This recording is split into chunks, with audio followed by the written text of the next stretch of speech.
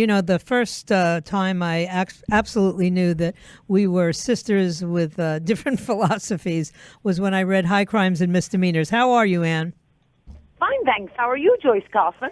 I'm frustrated. I'm angry. I'm sick of Jerry Nadler and Adam Schiff and all the rest of them who don't seem to. Are these guys really lawyers, or do they just chase ambulances? Because what are they talking about with the impeachment?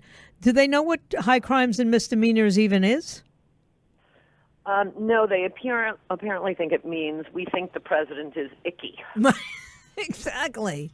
Which is not technically a grounds for impeachment.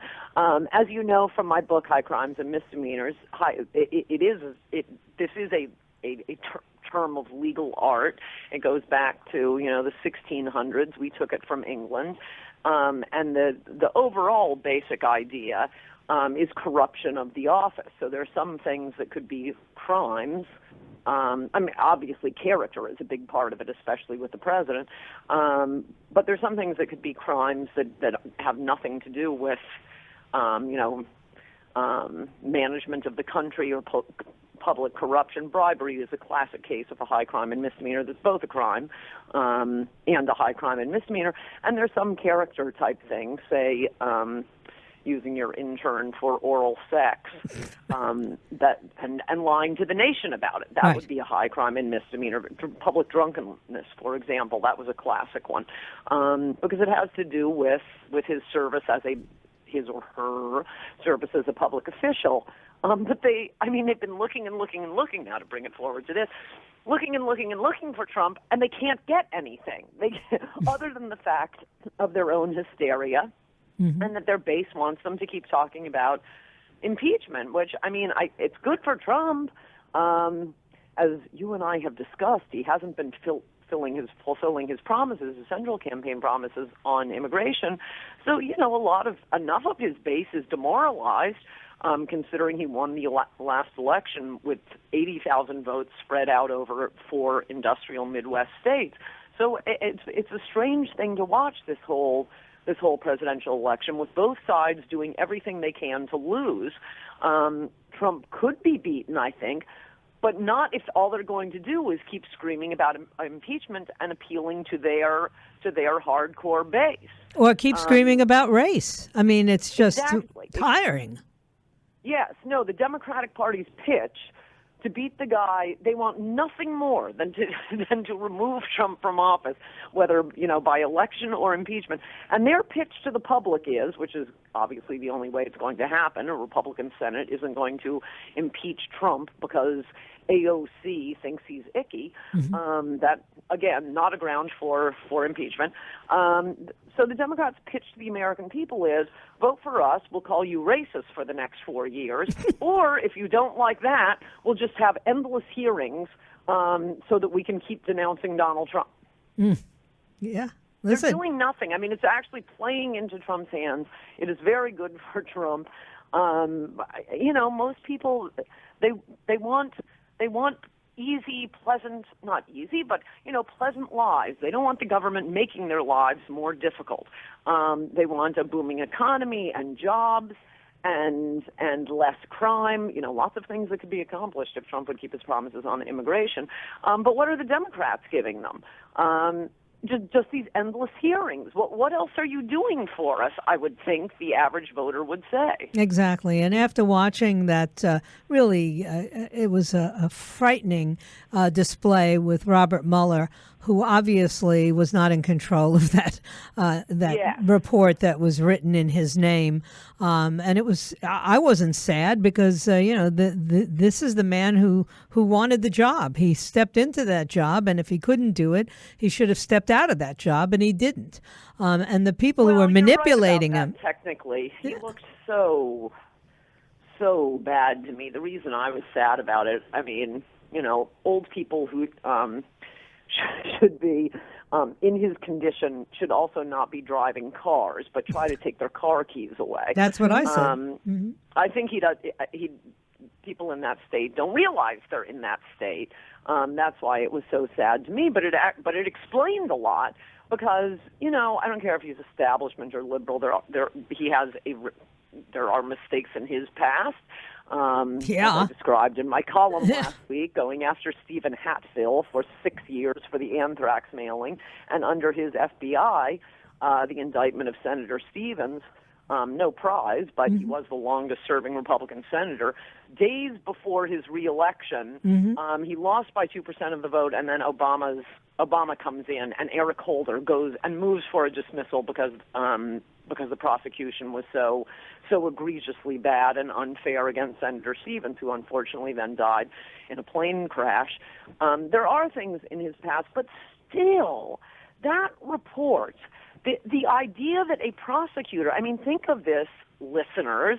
Suppose you didn't do anything, or I don't know, maybe you did. But in this case, we're going to assume you didn't do anything because, wow, both the media and Mueller's independent counsel and the entire swamp have spent now 2.5 years trying to find something with Russian collusion or obstruction of justice. So every day the prosecutor goes out there and accuses you of whatever it is, killing your next door neighbor, is constantly holding press conferences. You did it.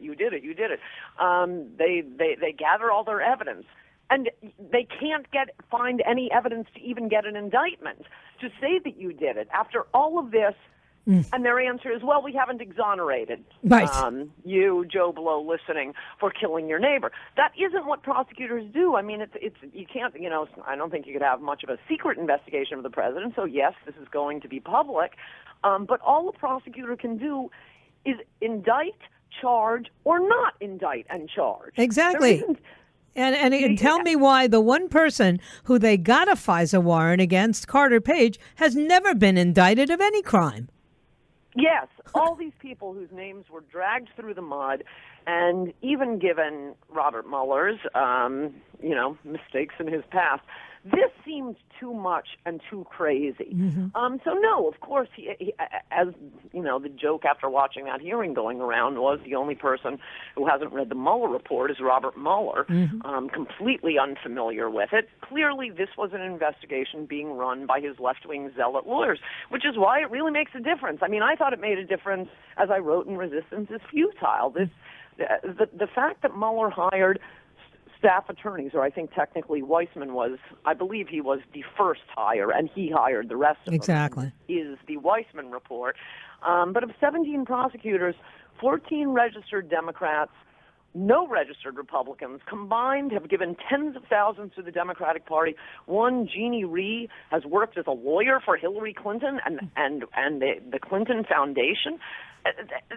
Look, an independent prosecutor, you're not supposed to be hiring prosecutors who hate the president, who hate the target. Right. They're supposed to be impartial gatherers of facts, pursuing the truth, not getting the precedent, and that's what this was. Right. It's not even that you can prove that there wasn't a bias. It's the appearance of bias that the Department of Justice, claims they use as a guidepost. They didn't use it this time.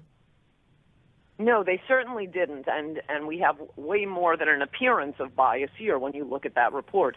It was sort of stunning. I'm sure you've talked about this already, but that every time the Republicans were magnificent. By the way, it is worth.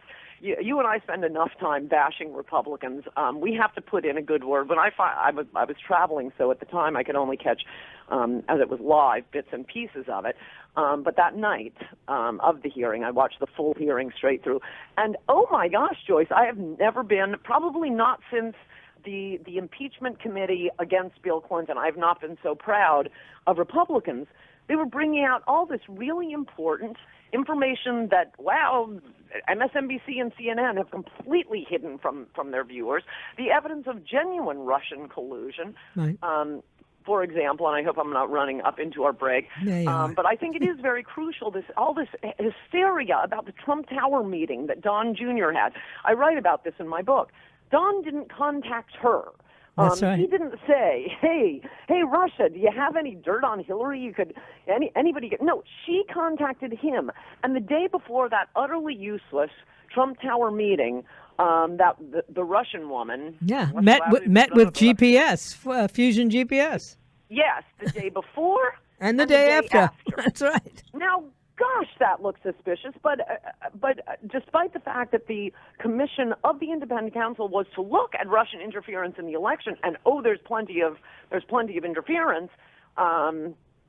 It just happened to all come from the Democrats and Clinton. He'd keep saying, "Oh yeah, that wasn't our job. That wasn't our job." No, their job was to go after 10-year-old crimes having nothing to do with Trump committed by his Paul Manafort, the right? guy who was his campaign manager for 3 months. Right. So clearly, Weissman and the rest of the zealots took their mission as bringing down Trump, not at getting to the truth of any foreign interference in our election. Absolutely. Well, we have run out of time, but Ann, I need you to come back this week because apparently we finally have a judge who rendered a just decision, and they will be able to use money from this Pentagon budget that's about to expire to build a wall. Wouldn't that be a nice change?